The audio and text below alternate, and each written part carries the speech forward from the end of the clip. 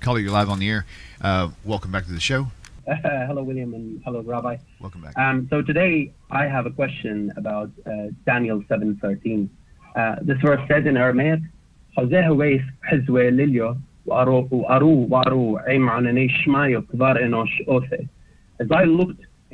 looked on in the night vision, and there came with the clouds of heaven one like a son of man.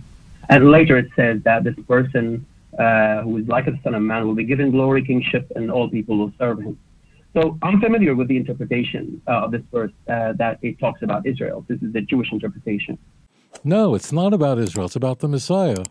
Joshua, sweetheart, it's not about Israel. It's about the Messiah. You think it is about the Messiah? Of course it's about the Messiah. How could it possibly be about Israel? Of course it's Mashiach. Okay, because I did hear you saying that this is talking about Israel because no, the previous vision that was done by Daniel talking about 14. My dear brother, so let me just tell you this. People, I have a lot of videos out there. I never said this talking about Israel. You're confusing me with somebody else. This is speaking about Mashiach. This is a messianic passage. And this is the reason, if I may, that Jesus is not the Messiah, let alone that he's not the Son of Man. Forget that for a moment. I'm not going to ignore that. But here the passage tells us it's about Mashiach, that all nations will serve him of all languages. His dominion will be an everlasting dominion which will not pass away. It means all nations will serve him, which all nations don't serve Jesus. They don't. So when the true Messiah comes, Joshua, I hope, I pray that you will embrace the Jewish faith as a Ben Noach or as a Jew. I do. And it is these passages that talk about the Messiah himself, because that's what's going on here. If you look a little further in Daniel chapter 7, you'll see that these are all about the kingdom and then the final coming of the Messianic age. The four kingdoms, meaning the kingdom represented by the lion, Bavel, the kingdom which is represented by the bear, that's Persia, the leopard, Greece. The fourth one, indescribable, just 10 horns with a little horn. That's Rome, Edom, the church. All that will be destroyed. And Mashiach will then reign as a Davidic king forever, and all nations will serve him. Meaning there's not going to be any discussion about, is this person truly the Messiah? Is this person the heir to David's throne? All the nations of the world will recognize him. That's it. And he will represent the will of Hashem. He'll be a true teacher in Israel. So he will be both a physical king and a spiritual leader, like David, a physical king and a spiritual leader who's the primary author of the book of Psalms, Sefer Tehillim, which we use to come closer to Hashem. If you want to know about Mashiach, just get an idea of what kind of person he will be, take a look at David. I didn't invent this. Mashiach is called David in Tanakh all over the place. So Daniel chapter 7, verse 13 is speaking about the Messiah. Make no mistake about this. The holy ones are those, or the saints that are described in these passages are those who are the true followers of the clouds of heaven of Mashiach. Means those who were loyal to God, as opposed to the people who followed the roof folks, the people of Gog. So Daniel chapter 7, verse 13 and 14 demonstrate that Jesus can't possibly be the Messiah, let alone that the Navi wants to convey, that Daniel of blessed memory is conveying that this is a son of a man, a son of a man. Jesus, the church claims, is not a son of a man. That's a big problem. To clarify, sure. Just to clarify, I'm not calling to argue whether this applies to Yeshua, Jesus, because I'm currently in pursuit of truth about the messiahship of Yeshua, but I have decided to assume that he's not until proven otherwise. And that's why I'm trying to understand who is the Mashiach from the Jewish perspective first. But right. I think I've heard you saying in other places, that's why I wanted to call and clarify in other videos, and also other rabbis that because the first four animals refers to kingdoms, also the Son of Man refers to Israel. And I'm happy to hear from you that you agree. As Rashi says, also this refers to King Mashiach. This was my question, basically. I wanted to clarify how come Rashi says that King Mashiach, also other Hasidic rabbis, I heard them like Shmuel. You know what, my Joshua, sweetheart, I hope to meet you one day. These are not empty words. I hope to meet you one day. If we find in the dream that Nebuchadnezzar had earlier on in the book of Daniel, that Daniel interprets for Nebuchadnezzar, the statue has four parts: the head of gold, the chest of silver, legs of bronze, and feet of clay and iron. So it's four parts. And then a stone comes as if not from a human source and destroys it all. The clay and iron don't adhere to each other. So that's the fifth kingdom that brings in the final sovereignty of God. This motif that's used not only in Daniel, it's everywhere. When you see four in Tanakh, I want you to think about the four kingdoms that subjugated the Jews.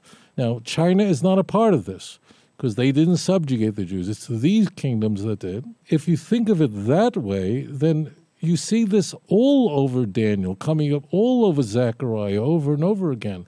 The horses with the different colors. Why? Same thing. How many horses? Four. When Avram Avinu, Abraham, our father, of blessed memory, when he defeated how many kings? Four kings. Why? What do I need to know? 4 kings, 6 kings, who cares? Because Maisa Avos Simon Labanim, the events that occurred to our fathers are signposts up ahead. There are 4 kingdoms. We are now at the very end of the kingdom of Edom, the kingdom of Esav. It's going to be destroyed. And now we're already living in that time where all the prophecies are unfolding now. Daniel 7:13 and 14 is speaking about the coming of Mashiach and the kingdom that will destroy all the previous kingdoms. There'll be nothing left of them. So, I could show you more if you wanted to. I'll just play a little bit here and I'll stop. I don't want to overdo this. If you notice, what happens to the lion as an example, lion had wings.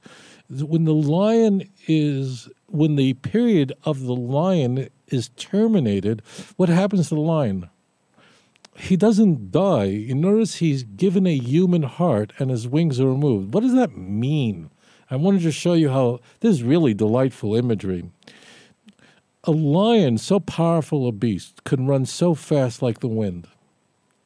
Okay? But what kind of a heart does a lion have? It's not complicated. A lion that weighs so much and is so strong needs a huge heart. A lion's heart is roughly 5 times the size of a human heart, and therefore it can pump so much blood, so much oxygen to the body so it can run at speeds that humans can't attain with such power and take down huge animals, huge cattle. Now, what would happen if you took a lion and you put it in surgery and put in a human heart and took out the lion's heart? What would the lion not be able to do? It wouldn't even be able to walk. It would just lay there because it doesn't have the circulation, the oxygen necessary to keep its powerful body going. You remove its wings. That's all. It means it loses its power. When Persia defeated Babylon in the blink of an eye, the ideas, the technology of Babylon didn't disappear. It just rolled over into the next kingdom. It moved over. I want to explain what's really happening here. Many ideas of the Babylonian Empire were adopted by the Persian Empire. Why throw it away? Now be silly. When the American people fought for their independence in the 18th century and defeated the British in its War of Independence, they didn't throw out all the good stuff, culture, science, ideas of the British. They retained all the good stuff. So it just rolled over. And that's why there's so many ideas in British law, names of cities all over England. So you keep the good stuff. You don't throw it all away. And the difference is that the last king in Edom is going to be utterly destroyed. And when Mashiach comes, God's reign will be forever. So Daniel 7, 13, 14, speaking about Mashiach, the house of David, he's called Son of Man. Why? Because he's a son of a man. He's mortal. That's the point. When Christians tell you that Son of Man means divine, tell them, I was going to say tell them you're a liar, but don't do that because they don't know any better. Their pastor taught them that. Son of Man means specifically that you are mortal. And why? Because some might think you're not mortal in the context. I'll give you just one example.